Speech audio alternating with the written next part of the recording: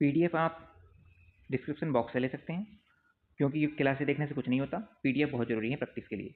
शाम को 6 बजे आपको क्लास चल रही है, 25 क्वेश्चनों की सीरीज चल रही है, 10 मिनट की क्लास होगी, आपको 25 क्वेश्चन कवर कर सकते हो, कहीं और से देखने की आपको क्या जरूरत नहीं पड़ेगी। और सुबह 10 बजे आपकी कंसेप्ट क्लियर सीरीज चल रही है, इसमें देखते रहिए, 5-6 कंसेप्ट आपके यहाँ से क्लियर हो जाएंगे।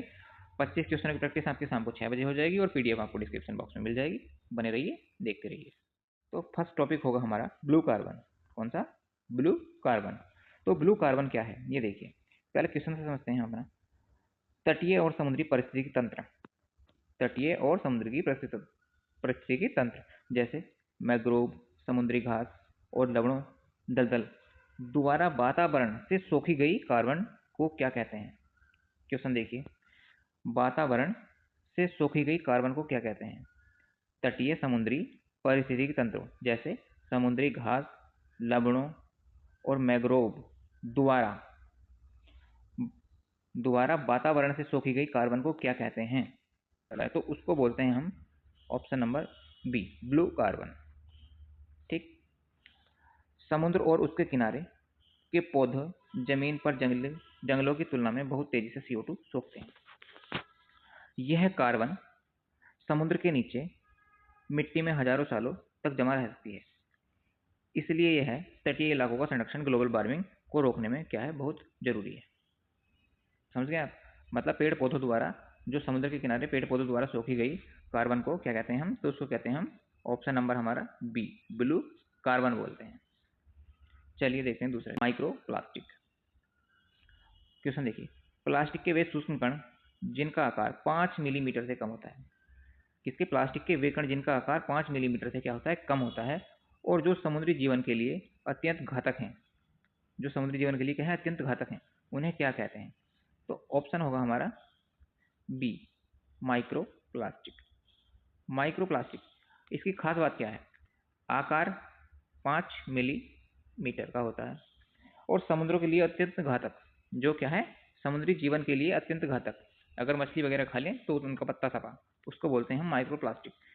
वे कण बड़े प्लास्टिक के टूटने या सौंदर्य प्रसंसाधनों में इस्तेमाल होने वाले बीड्स से आते हैं। ये इतने छोटे होते हैं कि मछली इन्हें खाना समझकर खा लेती हैं, और अंत में ये खाद्य श्रृंखला के माध्यम से हमारे भोजन तक क्या है? पहुंच जाते हैं।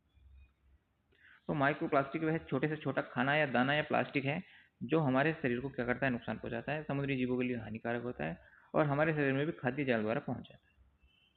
मतलब समुद्र में पाए जाने वाले वही छोटे से छोटे कण जो जिनका आकार 5 मिलीमीटर होता है, उनको मछलियां खा जाती हैं, मछलियों को हम खा जाते हैं, हमारे शरीर में बना रहता है, जो कि नुकसान पहुंचाता है, उसको बोलते हैं माइक्रोप्लास्टिक। ऑप्शन नंबर 20 का हमारा आंसर होगा। चलिए देखते हैं हमारा question number, topic number 3, biomass energy, जैव भार ऊर्जा। क्वेश्चन देखिए, कृषि अवशेषों, पौधों और पशुओं के कचरे से जैविक खाद प्राप्त होने वाली ऊर्जा को क्या कहते हैं? मतलब कृषि अवशेषों, पौधों और पशुओं के कचरे इत्यादि से प्राप्त होने वाली ऊर्जा को क्या कहते हैं? तो भूतापीय ऊर्जा कहते हैं, जैव भार ऊर्जा कहते हैं, या परमाणु ऊर्जा, या ज्वारीय ऊर्जा। तो भूमि ताप ऊर्जा ये तो, परमाणु ऊर्जा ये अलग, ज्वारीय ऊर्जा ये अलग। तो ऑप्शन होगा हमारा 20। लकड़ी, गन्ने की खोई और गोबर का उपयोग करके जो बिजली या गर्मी पैदा की जाती है वह बायोमास ऊर्जा कहलाती है। यह ऊर्जा का नवीनीकरण स्रोत है, रिन्यूएबल, क्योंकि पौधे फिर से उगाए जा सकते हैं। ठीक, मतलब जो चीज़ें दोबारा उगाई जा सकती हैं उसको क्या बोलते हैं? हम रिन्यूएबल बोलते हैं। अब सूर्य की ऊर्जा रिन्यूएबल है, एक बार खत्म हो गई तो उसको रिन्यूएबल नहीं कराया जा सकता। कोयला नवीनीकरण है, जिसको करोड़ों लाखों सालों वर्ष लग जाते हैं वो बनने में, उसको रिन्यूएबल नहीं बोलते, उसे इरिन्यूएबल बोलते हैं, मतलब अनवीनीकरण बोलते हैं। चलिए देखते हैं हमारा अगला टॉपिक। तो अगला टॉपिक बोलता है हमारा रक्षक मेखला, शेल्टर बेल्ट। क्या है? Shelter belt. क्वेश्चन देखिए, सूक्ष्म क्षेत्रों में हवा की गति को रोकने और मिट्टी के कटाव को कम करने के लिए पेड़ों की कतारें लगाने को क्या कहते हैं? अब जैसे राजस्थान हो गया, अब यहाँ पर दूर दूर तक क्या है? कोई पेड़, मतलब कुछ नहीं, हवाएं चलती हैं। तो क्या है? शुष्क क्षेत्र में हवाओं की गति को रोकने और उससे कटाव कम करने के लिए लगाई गई पेड़ों की कतार को क्या बोलते हैं? तो शेल्टर बेल्ट बोलते हैं। कटाव कम हो जाता है इससे। रेगिस्तानी या खुले मैदानों में इलाकों में जब तेजी हवा चलती है तो वहाँ उपजाऊ मिट्टी को उड़ा ले जाती है। पेड़ों की एक ऊंची दीवार बना देने से हवा की रफ्तार क्या हो जाती है, कम हो जाती है और खेतों की मिट्टी सुरक्षित रहती है। तो ऑप्शन बी शेल्टर बोल्ट क्या है, हवा मतलब शुष्क क्षेत्र में हवा, जो ऐसी जो चीज़ें होती हैं जिनके द्वारा हवा को और मिट्टी के कटाव को रोका जा सकता है पेड़ों की कतार द्वारा, उसको बोलते हैं शेल्टर बेल्ट या शेल्टर बेल्ट। चलिए देखते हैं हमारा अगला टॉपिक, लुप्त प्रजाति। लुप्त प्रजाति क्वेश्चन, वे प्रजाति जिनके भविष्य में विलुप्त होने का बहुत अधिक जोखिम है और जिनकी संख्या बहुत तेजी से घट रही है उन्हें क्या कहते हैं। तो विलुप्त प्रजाति, सुरक्षित प्रजाति वे होगी जिनकी सुरक्षा चल रही है। आक्रामक प्रजाति कौन सी होगी, जो खतरा हो। और लुप्त प्रजाति जो भविष्य में उनको जोखिम हो इस टाइम और भविष्य में खत्म होने का क्या हो, खतरा हो तेजी से।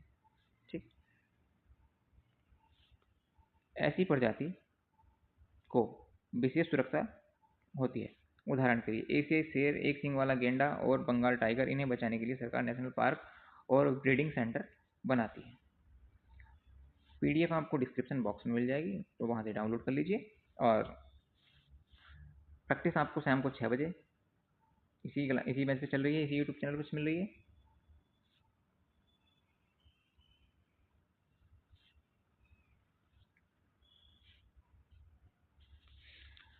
देखिएगा पीडीएफ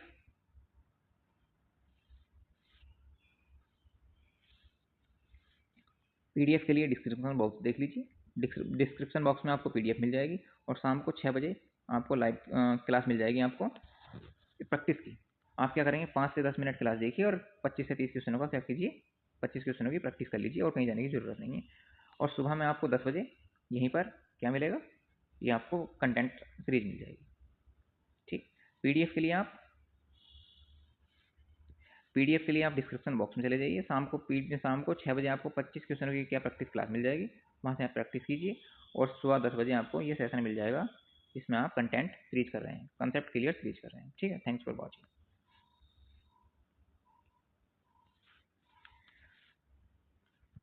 पीडीएफ के लिए आप डिस्क्रिप्शन बॉक्स में चली जाइए, पीडीएफ मिल जाएगी। शाम को 6 PM पर आपको क्या एक क्लास मिलेगी जिसमें आप क्या कर रहे होंगे, 25 क्वेश्चनों की प्रैक्टिस कर रहे होंगे। वहाँ से आप प्रैक्टिस कर लीजिए, बड़े अच्छे क्वेश्चन मिलेंगे। और सुबह 10 बजे आपको क्या मिलेगी, यहाँ पर एक क्लास मिलेगी जिसमें आप कंसेप्ट क्लियर सीरीज कर रहे होंगे। ठीक है।